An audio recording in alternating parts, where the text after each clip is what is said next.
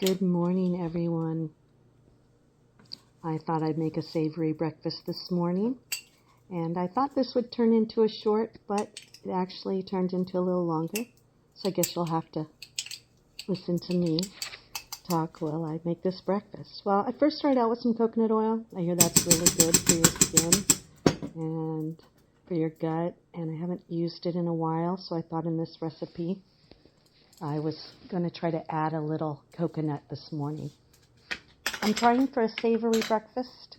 I'm a diabetic, and I follow the glucose goddess. If you haven't heard of her, go check her out, even if it's pre-diabetes or you just want to look at a more scientific way to eat. She has a great book out and a recipe book, and so I'm taking her hint on savory breakfast. So starting out with a little zucchini this morning. If you check out some of my Facebook pages or Instagram, you might actually see a couple photos of me doing my prep. I wanted to add in some mushrooms. This was definitely expired this morning by some Mediterranean with little mushrooms and tomatoes, but I went into the refrigerator and was so happy to see all kinds of stuff that I could put in here. So I'm putting in some portobello mushrooms because I'm hoping to also saute one maybe or marinate one later for lunch. I did wipe and clean the mushrooms. It's really important with a paper towel and a little bit of damp water to clean your mushrooms and make sure that they're cut up a little. Now, I am a condiment and seasoning girl, so that's a little garlic that I'm putting in.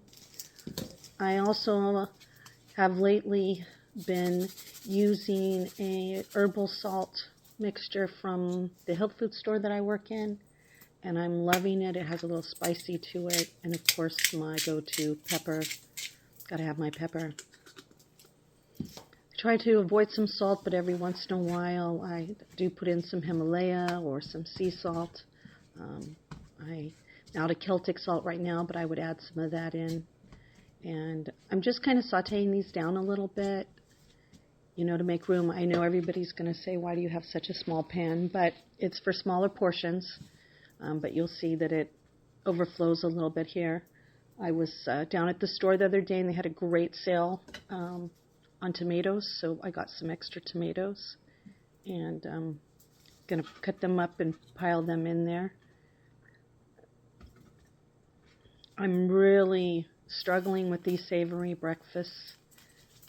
I usually do an omelet in the morning, but I don't know if that's been helping me, and that's a just egg omelet. I'm allergic to real eggs. Being an RH negative, I have to be careful. I also have this great virgin olive oil with a little lemon, and I thought that would be kind of good when it comes to cooking. I like to have all different kinds of flavors. And of course, I have to put my kale in. I got some for juicing, but I've been using it for wraps and for just a little bit of everything. Now you'll see that one of the tricks to this is if you're not very good at stirring things around, yes, you should get a larger pan.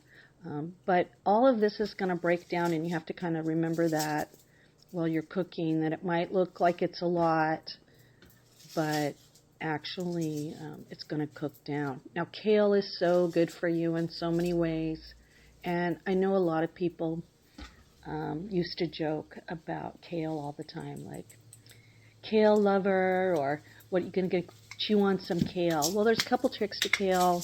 One is cooking it, obviously. Like any green, it's going to take on the flavor of the pan, but it's also going to break down.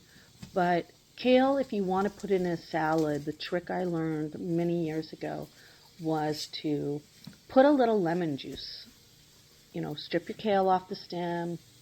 Obviously, wash your kale, strip it off the stem, put it in a bowl, and then put a little oil with it, and a little lemon with it, and massage it in, the green really good, and make that the first thing you do in your salad. So by the time you finish your salad, the kale has loosened up a little bit. It'll be a little bit more tender, and obviously you can use it in your salads, your sandwiches like this. You can do it in a stir fry. So kale sometimes gets a bad rep, but it's actually really good. Now, red onions are my go-to. Oh my gosh, unless it's a sweet white, and it depends on what it is, but red onions are my go-to. And today when I looked, it was tomatoes, mushrooms, and onions, and I was like, ooh, I like that combination. And so obviously at this point my mouth is watering a little bit. It's interesting, when I first found out that I had a lot of allergies and I had to stop eating all my favorite breakfast foods, I didn't know what to have for breakfast. And I remember waking up like I kind of did this morning, and I was like, I am just starving for a hearty breakfast, but I can't have those things that put that heaviness in your stomach. You know, I can't have pancakes or waffles. I can't have anything that has eggs in it. And I really are trying to cut back on a lot of my meat proteins, go back to plant-based. After my triple bypass, I had to eat a lot more protein, which meant I kind of went back to some lean meats, but I'm not happy. My body's not happy with it. So now this morning I was like, you know, just like all those years ago, what am I going to eat? And you know what I found works best for me is veggies in the morning. I mean, if you're not a diabetic and you can have some extra carbs, you could throw some potatoes into this right now. You can add some meat to your stir fry a little, but getting your veggies in for me is really important, and a variety. I get bored of eating the same food all the time, so I need a little variety, and I want a little flavor, but I want to eat and feel full. You know, I want it to carry me through.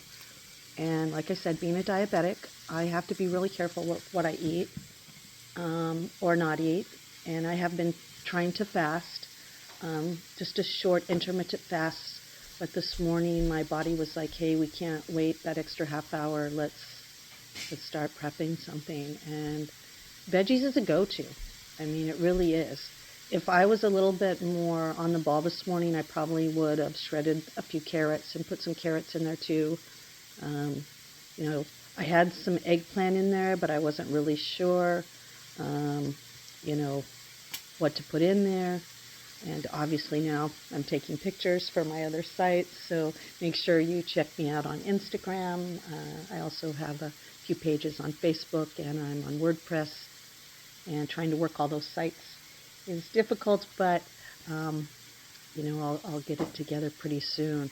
And this is really a quick meal. I mean, I think the prep, you know, maybe took me a couple minutes, if even that. And so, you know, 10 minutes, no more than if you were, you know, frying up some eggs and bacon or ham or waffles, you know, no different time. But now I'm getting in those veggies and, you know, getting a little bit more of my nutrients in, and being part of the glucose goddess, you know, group, in the fact that, you know, we need to find something that we can eat that's healthy in the morning, that tastes good and fills us up. And savory breakfast is it. Well, I hope you've enjoyed, you know, cooking with me this morning, and I hope to do more videos. I'm a newbie at doing a lot of this stuff. It's been a long time. And thank you for sharing your morning with me. Make sure that you hit that like button and you subscribe for more videos, and check out my other sites. And, you know, in the morning, try something different. You know, try some veggies. You know, warm up some veggies. I know a lot of people have breakfast for dinner when they have pancakes, and that's so much fun. But, you know, breaking that mindset of that we have to have something particular for breakfast is the first step to changing other things in our lives.